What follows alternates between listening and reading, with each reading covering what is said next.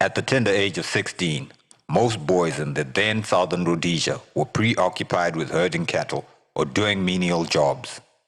A lucky few were in school those days. Not so for one Epitome Mnangagwa, who at that tender age was already politically conscious to realize that he had to volunteer to go for military training so as to help his country liberate itself from the yoke of colonialism. Thus began a remarkable journey that culminated in him becoming president of Zimbabwe. The remarkable 60-year political journey of President Mnangagwa reads like a script in a blockbuster movie. This extraordinary journey has been punctuated by courage, bravery, determination, an unwavering commitment to Zimbabwe, patience, and humility, sacrifice, and selflessness. Affectionately known as ED, he has cheated death in ways that are truly astonishing, leading some to conclude that God kept him alive for a purpose, that is to lead the people to the proverbial Canaan.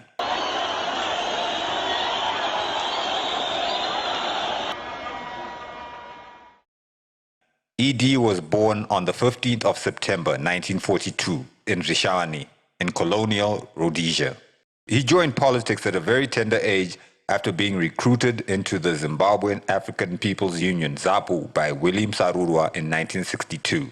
He went to China and later Egypt, where he received his military training in 1963.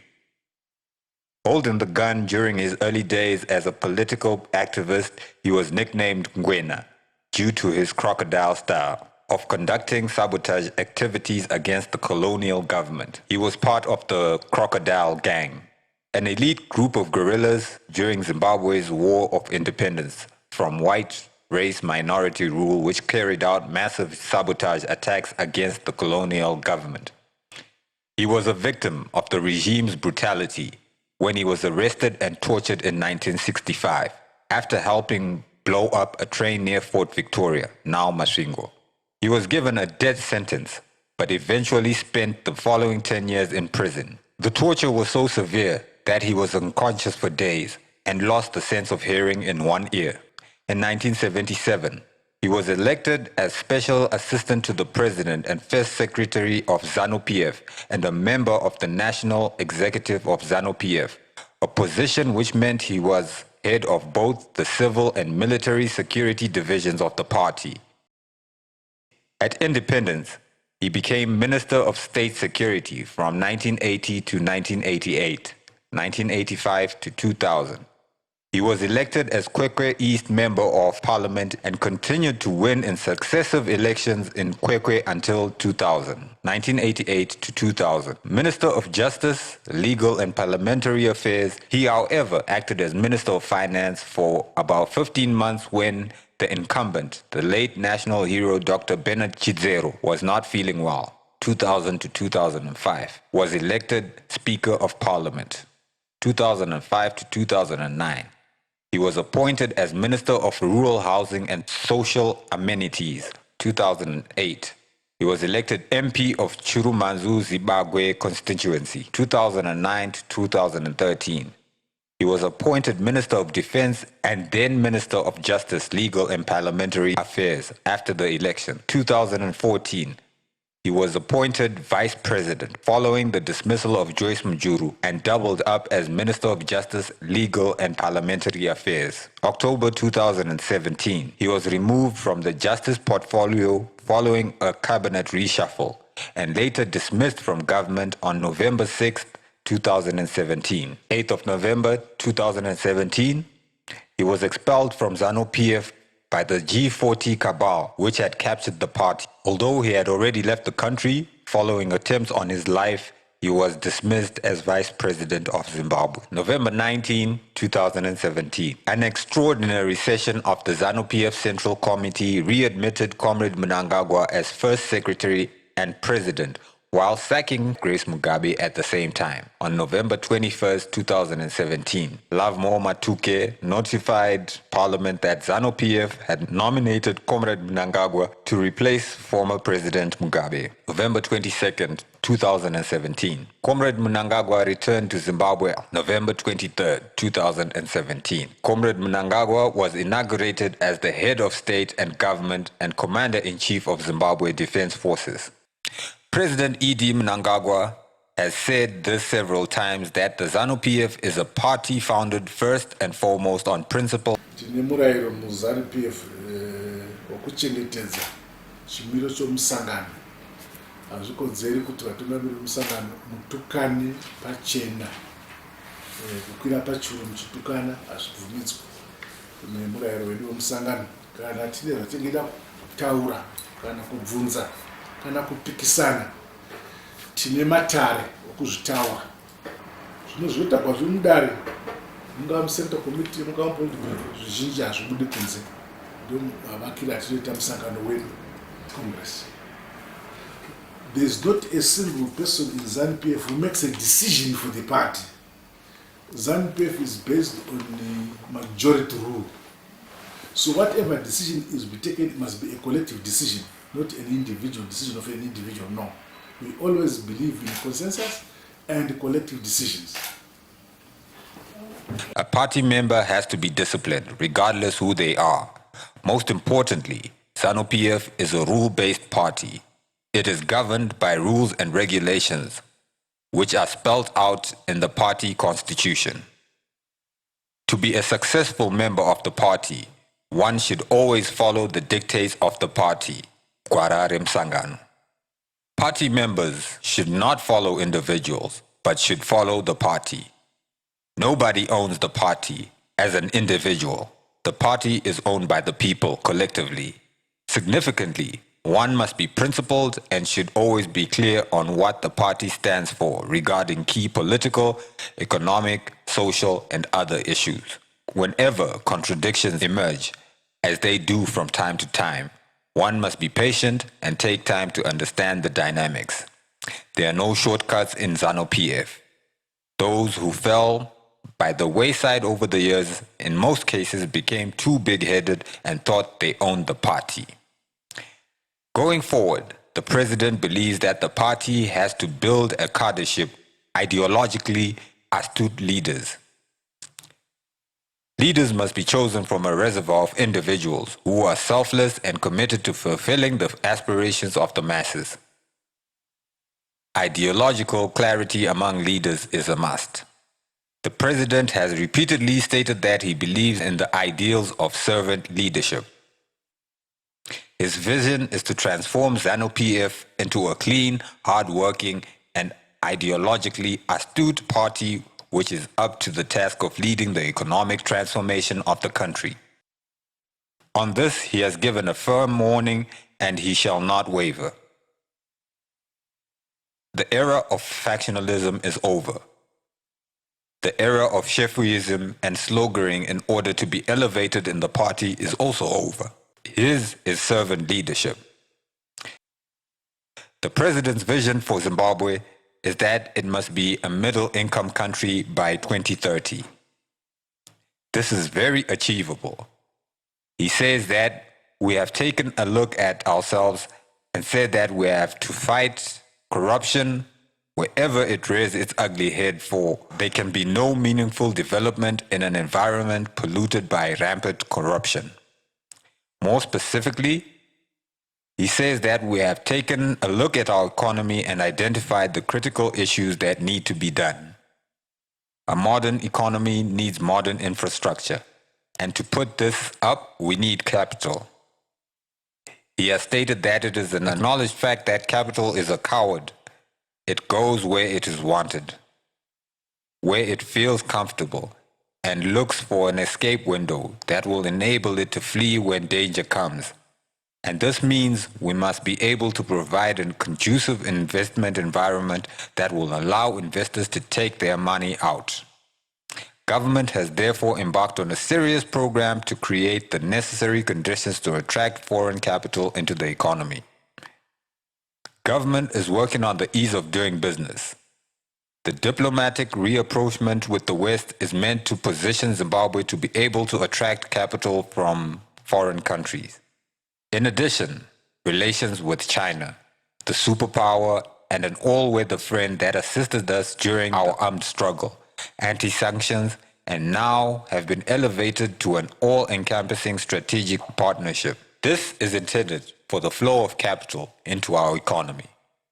Vice President Chiwenga was in Japan and India recently as special envoy of the president. The president's message was very consistent that Zimbabwe is open for business. I wish to say, may we together agree that bygones be bygones and look into the future with hope. From now on, Zimbabwe is open for business.